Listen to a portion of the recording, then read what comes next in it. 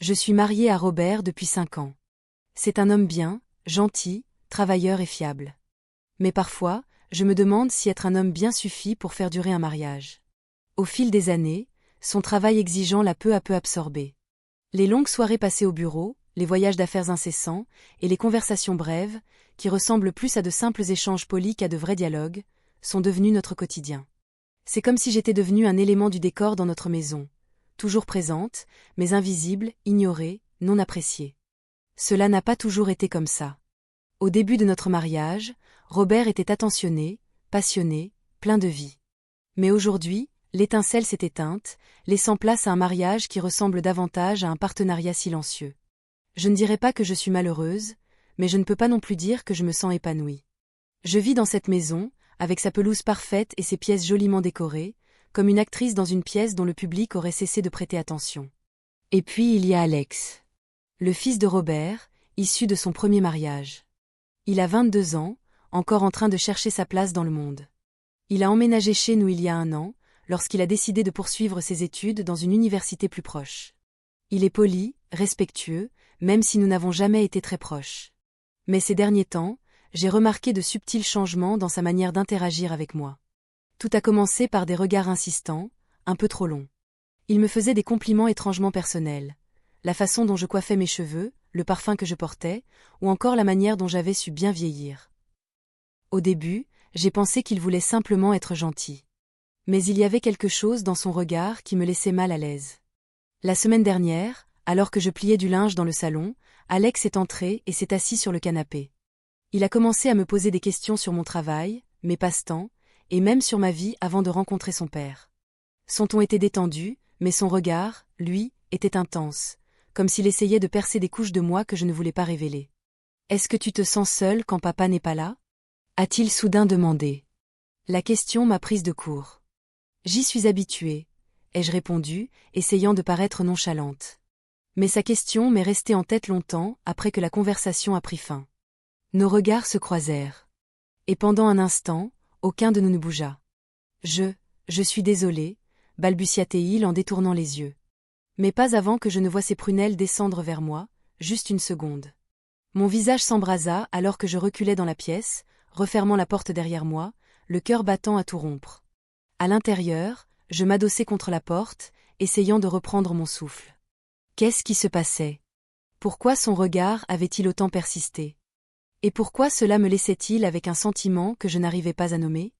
Ce moment dans le couloir m'avait bouleversé. Je tentais de me convaincre que ce n'était rien, une simple erreur, amplifiée par mon imagination. Mais au fond de moi, je savais que ce n'était pas si simple. Quelque chose avait changé. Je le sentais dans les frissons sur ma peau quand Alex était près de moi, dans la manière dont mes pensées s'égaraient quand j'étais seule. Ce n'était pas seulement son regard qui restait. C'était cette tension, ces questions silencieuses qui flottaient entre nous. Le lendemain matin, il fit comme si de rien n'était. Il me salua tranquillement dans la cuisine, se versa un café, et me demanda si j'avais besoin de quelque chose du magasin. J'essayais d'imiter son calme, mais mes mains tremblaient alors que je lavais la vaisselle. Chaque regard en sa direction semblait lourd, chargé de quelque chose que je ne voulais pas nommer. Ce soir-là, je décidai d'en parler. Je pensais qu'en abordant le sujet, je pourrais désamorcer ce quelque chose, avant qu'il ne devienne plus grand ou plus dangereux. Après le dîner, je me versai un verre de vin et le trouvai dans le salon, absorbé par son téléphone. « Alex, dis-je, ma voix plus ferme que je ne l'aurais cru. Il faut qu'on parle. » Il leva les yeux, son expression indéchiffrable. « De quoi? » Tu sais très bien, répondis-je en m'asseyant face à lui. Qui est-ce va? Dans le couloir. Il posa son téléphone, se penchant légèrement en avant. Je ne voulais pas te mettre mal à l'aise, dit-il d'un ton sincère. C'était un accident. Je sais, répondis-je vite. Mais c'était plus que ça. Et je pense que tu le sais aussi. Il ne dit rien pendant un moment. Le silence entre nous devint lourd, presque étouffant. Puis, il soupira, passant une main dans ses cheveux. Tu as raison, avoua-t-il. C'était plus que ça. Je ne l'ai pas voulu, mais je ne peux pas contrôler ce que je ressens. Ces mots me frappèrent comme un coup de poing. J'ouvris la bouche pour répondre, mais aucun son n'en sortit. Il continua, sa voix plus douce. Je vois comment papa te traite. Il est toujours absorbé par son travail, par tout le reste. Il ne te voit pas. Mais moi, je te vois. Mon cœur battait à tout rompre. J'étais déchirée entre la colère et une étrange flatterie honteuse. Ce n'est pas bien, réussis-je à dire. Je suis ta belle-mère. Tu es bien plus que ça, répondit-il, ses yeux ancrés dans les miens. Tu es une femme magnifique, intelligente, incroyable. Et tu mérites d'être vue. Ces mots restèrent suspendus dans l'air, et pendant un instant, je ne pus plus respirer. Ma raison me criait de mettre fin à tout ça, de fuir cette conversation, de sortir de cette pièce. Mais une autre partie de moi, plus sombre, plus seule, ne le voulait pas. Sans réfléchir, je me levai, prête à quitter la pièce. Mais il tendit la main, frôlant la mienne.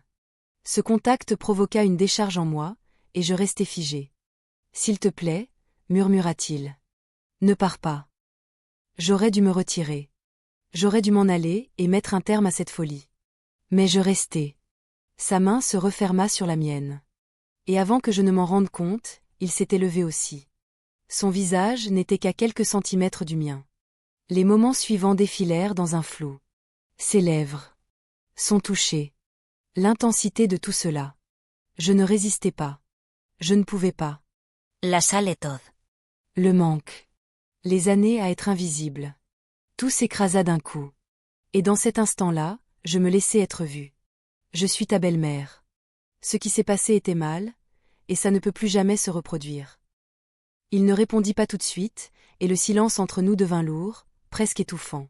Finalement, il se pencha en avant, son regard perçant. « Je ne regrette rien, dit-il. Pas une seule seconde. Et je ne pense pas que toi non plus. » Ces mots me frappèrent comme une gifle. Je voulais les nier, lui dire qu'il avait tort. Mais je n'y arrivais pas. Une part de moi ne regrettait pas. Une part de moi s'était sentie vivante pour la première fois depuis des années, vue d'une manière que je n'avais plus connue depuis si longtemps. « Ça n'a pas d'importance, dis-je, la voix tremblante. Ça ne change rien au fait que c'était mal. Ce ne peut pas se reproduire, Alex. C'est fini. » Il me regarda longuement, son visage partagé entre frustration et douleur. Puis il hocha lentement la tête. « Si c'est ce que tu veux. » « C'est ce que je veux, dis-je, même si ces mots me donnaient l'impression d'étouffer. Le reste de la journée se déroula dans un brouillard. J'évitai Alex autant que possible, me réfugiant dans ma chambre, me jetant à corps perdu dans des tâches inutiles. Mais peu importe à quel point je m'efforçais de me distraire, la culpabilité restait. Ce soir-là, Robert rentra plus tôt que prévu. Le bruit de sa voiture dans l'allée déclencha en moi une bouffée de panique.